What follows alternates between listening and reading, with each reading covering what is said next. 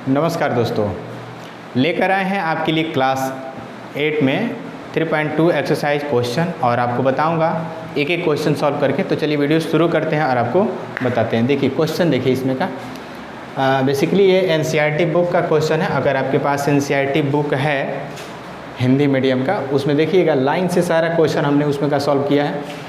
तो आप प्लीज़ जो है एनसीईआरटी बुक ज़रूर रखिए और इस तरह के सवाल जब भी हम सॉल्व कराते हैं तो एक बार प्लीज़ क्वेश्चन उससे मिलाइए और तब इसको बनाइए, क्योंकि मैंने सारा चीज़ इस पर लिख दिया है और आपको समझाने की कोशिश किया है। जब उससे मिलाएंगे तो आपको काफ़ी मज़ा आएगा। एक बार क्वेश्चन लिखेंगे और जो आंसर मैं बता रहा हूँ उस आंसर को आप सॉल्व करेंगे। आइए देखिए क्वेश्चन पहला है 3.1 का पहला क्वेश्चन है बंद और सरल आकृति। उसमें पहला क्वेश्चन लिखा है कि बंद और सरल आकृति की परिभाषा दीजिए, उदाहरण के साथ समझाइए।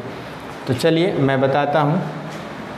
बंद और सरल आकृति और एक खुली आकृति भी पूछा है, तो मैं एक एग्जाम्पल से मैं बता देता हूँ। आइए पहले बंद आकृति। बंद आकृति का मतलब जिन आकृतियों को एक बिंदु से प्रस्थान कर उस बिंदु पर पहुँचते हैं, उसी बिंदु पर पहुँच जाते हैं, तो उससे हम लोग बंद आकृति कहते हैं। देखिए बंद आकृति का परिभाषा नॉर्मली जो चारों तरफ से बंद हो बंद आकृति कहलाता है, लेकिन वो बेसिक परिभाषा नहीं हुआ, नहीं मज़ा आया। बंद आकृति का मतलब आप जहाँ से चले हैं वहीं पे फिर पहुँच जाइए, उसको बंद आकृति। जैसे कहिएगा कैसे, तो एक मैं त्रिभुज बना रहा हूँ, यहाँ से चला और यहाँ पे आया, फिर यहाँ चला, फिर यहीं पे पहुँच गया। अब देखिए बंद आकृति बन गया। जैसे इस वृत्त है, ये वृत्त, इस वृत्त को हमने यहाँ से खींचना शुरू किया, फिर यहीं से हम पहुँच जाएंगे। अब वहीं पे पहुँच गए तो बंद आकृति। बंद आकृति मतलब जहाँ से आपने चलना शुरू किया फिर वहीं पे पहुँच जाते हैं, तो उससे जो आकृति बनती है उसको बंद आकृति कहते हैं। बिल्कुल सरल है। देखिए एग्जाम्पल दे दिए उदाहरण में। आइए आपको बताते हैं। अच्छा खुली आकृति, इसका खुली आकृति का भी ले लीजिए।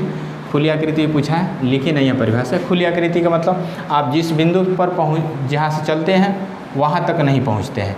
देखिए हमने यहाँ से चला था, फिर यहाँ पे आया, फिर यहाँ तक नहीं पहुँचा, तो इसको हम लोग बोलेंगे क्या, खुली आकृति। खुली आकृति का मतलब उस बिंदु तक ना पहुँचे तो खुली आकृति, जहाँ पे पहुँच जाते हैं उस पर बंद आकृति। तो बिल्कुल सरल है, सिंपल है। आइए आपको बताते हैं सरल आकृति। सरल रेखाओं से बनी आकृति सरल आकृति कहलाती है। अब कहिएगा सरल रेखा किसे कहते हैं, तो देखिए रेखा वक्र भी होता है, सरल भी होता है। तो देखिए यहाँ पे जो मैंने लिया है ये सरल रेखा है, ये सरल रेखा, ये सरल रेखा है, ये सब सरल। तो इससे जो आकृति बनेगी, चाहे खुला हो चाहे बंद हो, जैसे ऐसे भी बना है, सॉरी ऐसे बनाया गया है, ये भी आकृति है, बट ये खुली आकृति है। खुला है, ये बंद है, ये खुला है, ये सरल रेखा है। लेकिन इसको अगर हम बोलते हैं तो ये सरल आकृति नहीं है, बंद आकृति है, लेकिन सरल नहीं, क्योंकि ये वक्र रेखा है। सरल रेखा मतलब ऐसा होता है, वक्र रेखा मतलब ऐसे होता है, टेढ़ी मेढ़ी रेखा। तो ये वक्र रेखा है, इसको आप सरल रेखा, सॉरी ये बंद आकृति है, लेकिन ये सरल आकृति नहीं है। क्या है, सरल आकृति नहीं, लेकिन ये क्या है, बंद आकृति है। तो आपको ध्यान देना कि सरल आकृति उसी को बोलेंगे जो सरल रेखा से बना हो, सीधी रेखा से बना हो, तो उसको हम लोग बोलते हैं सरल आकृति। जैसे एग्जाम्पल है, आप देख सकते हैं। अब आइए हम आपको बताते हैं क्वेश्चन नंबर 2। देखिए आइए क्वेश्चन नंबर आपको 2 दिखाते हैं। ये क्वेश्चन नंबर 2 है। कुछ आकृति यहाँ पे दे रखा है, इसका नाम पूछना है।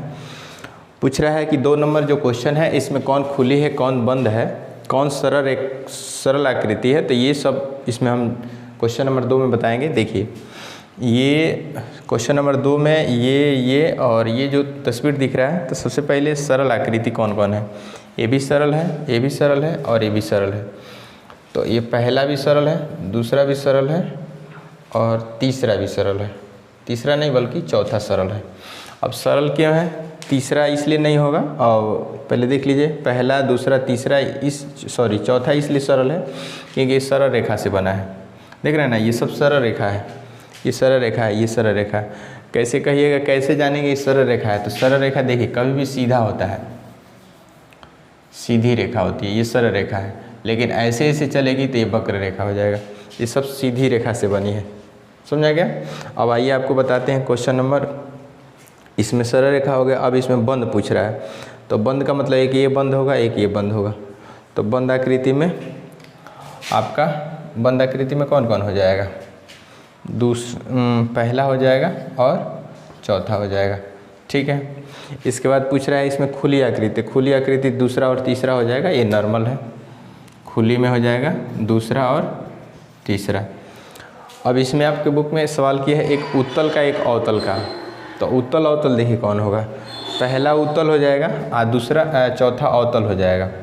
उत्तल क्या होगा, क्योंकि बाहर की तरफ उठा है, दिख रहा है ना, ये बाहर की तरफ निकला है। अगर आप पहचाने का ट्रिक बता देते हैं, बाहर की ओर निकला होगा तो उत्तल हो जाएगा। और ये देखिए अंदर की ओर धंसा है तो ये क्या हो जाएगा, अवतल होगा। तो अंदर की ओर धंसा होगा तो अवतल हो जाएगा, बाहर की ओर निकला हो तो ये क्वेश्चन नंबर 2 कंप्लीट होता है। आइए आपको बताते हैं क्वेश्चन नंबर 3।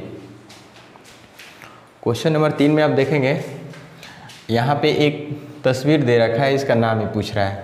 तो इसका नाम जो है हम आपको बता देते हैं, 1 2 3 4 5 6, इसका नाम षष्ठभुज होगा। क्या होगा, षष्ठभुज। फिर पूछ रहा है इसमें विकर्णों की संख्या बताइए। तो विकर्ण की संख्या इसमें 9 होगा। अब कहिएगा किस तरह 9 जानेंगे, तो मैं खींच के दिखा रहा हूँ। देखिए 9, एक ऐसे खींच देंगे, एक ऐसे, 2 को हो गया, एक ऐसे खींच देंगे, 3 को हो गया, एक ऐसे खींच देंगे, 4 होगा, एक ऐसे खींच देंगे, 5 हो जाएगा। और एक इसको पकड़ के खींचेंगे, 6 हो जाएगा, एक ऐसे पकड़ के खींचेंगे, 7 हो जाएगा। फिर ये इसको पकड़ के मिलाएंगे, 8 हो जाएगा। और एक बार इसको पकड़ के मिलाएंगे तो ये आपका 9 हो जाएगा। तो कुल मिलाकर इसके विकर्णों की संख्या अभी आपने देखा कैसे हमने खींचा, तो ये 9 हो जाएगा। आप अच्छे से ड्रॉ करेंगे, क्योंकि मैंने डॉटेड किया ताकि वो ब्लर ना हो। आइए क्वेश्चन नंबर आपको दिखाते हैं 4। क्वेश्चन नंबर 4 में जो क्वेश्चन है उसमें कुछ तस्वीर दिया हुआ है। उसमें पूछा है कितना भाग, कितने जो है कार जो है बाहरी भाग में है और कितने कार जो है अंतर भाग में है। तो तस्वीर देखकर बताइएगा, वो पिक्चर से एक सवाल है। तो उसमें पिक्चर में 5 गो जो अंदर है और 3 गो बाहर है। तो ये सिंपल क्वेश्चन था। आइए क्वेश्चन नंबर 5 बताते हैं। तो क्वेश्चन नंबर 5 में मिलान करना है। त्रिभुज के तीनों कोणों का योग जो है 180 डिग्री होता है। तो ऐसे करके वो दिया है, आप मिला लीजिएगा। क्वेश्चन नंबर 6 देखिए, बहुभुज के अंतः कोणों के मापों का योग 540 है, तो भुजाओं की संख्या निकालिए। एक बहुभुज है जिसके अंतः कोणों के माप दिया है 540, तो भुजाओं की संख्या पूछ रहा है कि उसमें कौ भुजा होगा कि उसके अंतः कोणों का योग क्या होगा, 540 होगा। चलिए निकाल के दिखाते हैं आपको। कोई भी बहुभुज के अंतः कोणों का योग जो है, अंदर वाला ध्यान दीजिएगा, 2 गुणे n-2 इंटू समकोण होता है। तो ये समकोण होता है, अंतः कोणों का योग जो है ये होता है। अंतः कोण का योग कितना दिया है, 540। तो इतना के बराबर ये लिख सकते हैं। ये फार्मूला है, ये वाला आपको फार्मूला है याद रखना है, 2 गुणे n-2 इंटू समकोण। अच्छा कभी कभी समकोण के जब 90 डिग्री कोई लिख देता है तो समकोण मैंने 90 ही होता है, कोई दिक्कत नहीं। तो 540 हो जाएगा। अच्छा यहाँ पे हमने किया क्या है, हम भी वही किए हैं, 2 n-2 समकोण के जब 90 से 2 में गुणा 180 हो जाएगा। n-2 बराबर कितना हो जाएगा, 540 से गुणा में इधर आएगा तो भाग में कट जाएगा। 18×3 = 54, मैंने 18×3 = 1 0 से 0, 18×3 कितना होगा, 3 बार में कटेगा। n-2 बराबर 3। अब इधर माइनस में इधर आएगा तो प्लस में, तो कितना हो जाएगा, 3 + 2 यानी 5 हो जाएगा। भुजाओं की संख्या कितना हो जाएगा, 5।